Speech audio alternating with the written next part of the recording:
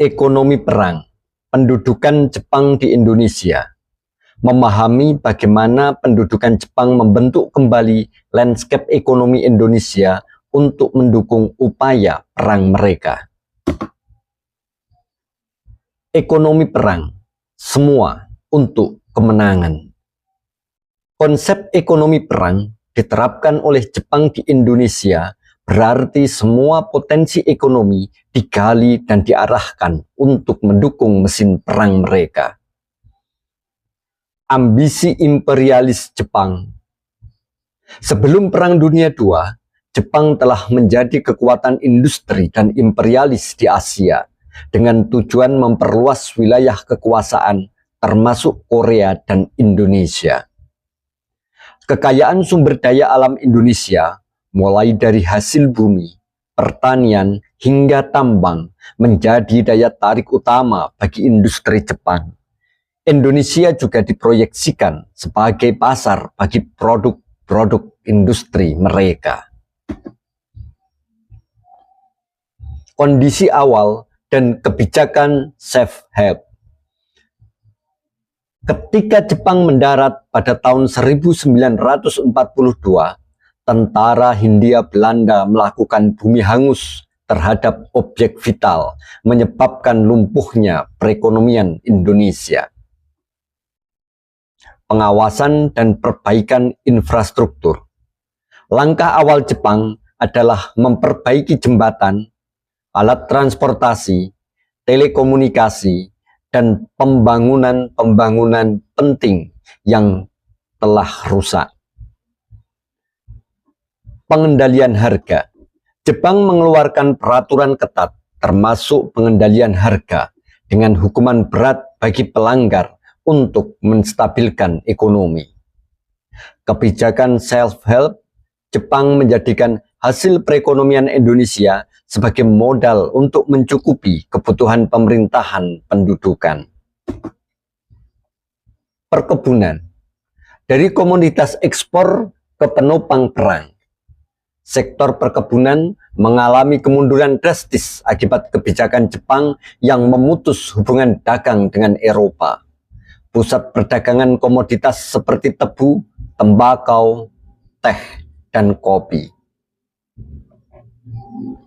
Tanaman pangan prioritas.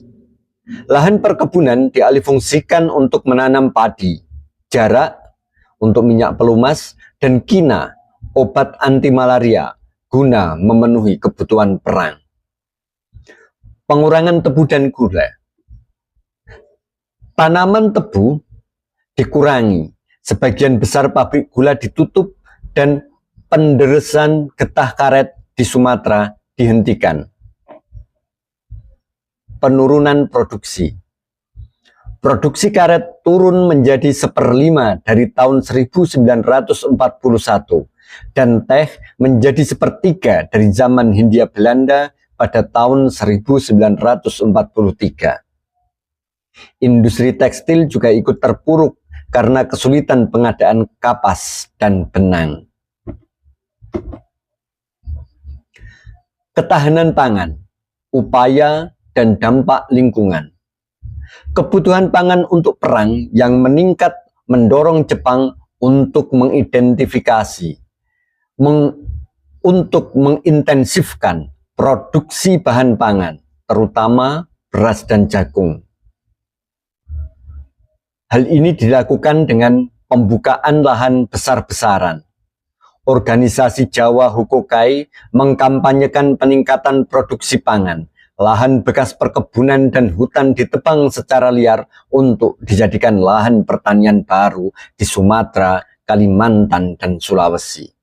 Di Jawa, sekitar 500.000 hektar hutan ditebang secara liar, menyebabkan hutan gundul, erosi, dan banjir saat musim hujan, serta berkurangnya sumber mata air. Meskipun lahan pertanian bertambah, kebutuhan pangan tetap tidak tercukupi akibat dampak lingkungan dan eksploitasi yang berlebihan. Kebijakan Jepang, wajib serah padi, dan penindasan petani. Pemerintahan Jepang menerapkan kebijakan wajib serah padi yang menjadikan Jawa sebagai bagian dari lingkungan kemakmuran bersama Asia Timur Raya, bersama dengan Asia Tenggara dan Asia Timur. Nomor satu hal yang dilakukan adalah pengawasan langsung pemerintah.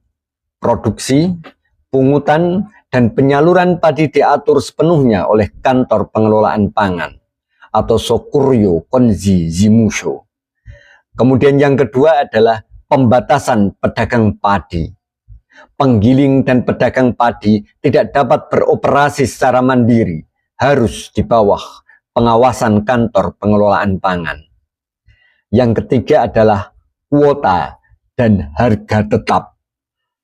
Petani wajib menjual padi sesuai kuota dan harga yang ditetapkan pemerintah, dengan pembagian 40% untuk petani, 30% disetor ke pemerintah, dan 30% untuk bibit di lumbung desa. Kehidupan petani semakin merosot. Mereka tidak dapat menikmati hasil jerih payah dan terpaksa menyerahkan hasil panen dengan ukuran kintalan yang lebih berat dari dazin, yaitu 65 kg sebelumnya. Monopoli ekonomi dan likuidasi bank. Jepang menguasai semua objek vital dan alat produksi untuk mengendalikan ekonomi.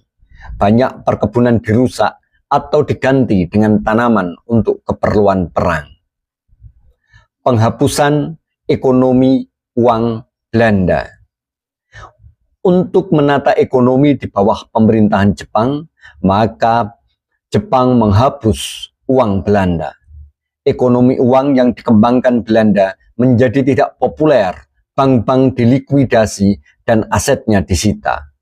Ordonansi likuidasi dikeluarkan untuk bank-bank Belanda, Inggris, dan beberapa bank Cina di Jawa, Sumatera, Kalimantan, dan Timur Raya. Fungsi bank-bank yang dilikuidasi diambil alih oleh bank-bank Jepang seperti Yokohama, Specie Bank, Taiwan Bank, dan Mitsui Bank. Javas Bank dilikuidasi dan digantikan oleh Nanpo Kaihatsu Ginko yang mengedarkan uang invasi Jepang. Dampak dan refleksi ekonomi perang pada masa pendudukan Jepang. Kebijakan ekonomi perang Jepang menyebabkan kemerosotan kesejahteraan rakyat Indonesia secara signifikan. Eksploitasi sumber daya, semua potensi ekonomi Indonesia dieksploitasi habis-habisan untuk kepentingan perang Jepang, mengorbankan kesejahteraan penduduk lokal. Kemudian yang kedua, penindasan petani dan rakyat. Petani kehilangan hak atas hasil panen mereka, menghadapi kelaparan dan hidup dalam kemiskinan yang parah. Yang ketiga, perbandingan dengan monopoli Belanda. Meskipun memiliki persamaan dalam eksploitasi, ekonomi perang Jepang memiliki intensitas dan fokus yang lebih ekstrim pada kebutuhan militer, menunjukkan betapa kejamnya masa pendudukan ini. Masa pendudukan Jepang merupakan babak kelam dalam sejarah ekonomi Indonesia dengan dampak jangka panjang pada masyarakat dan lingkungan.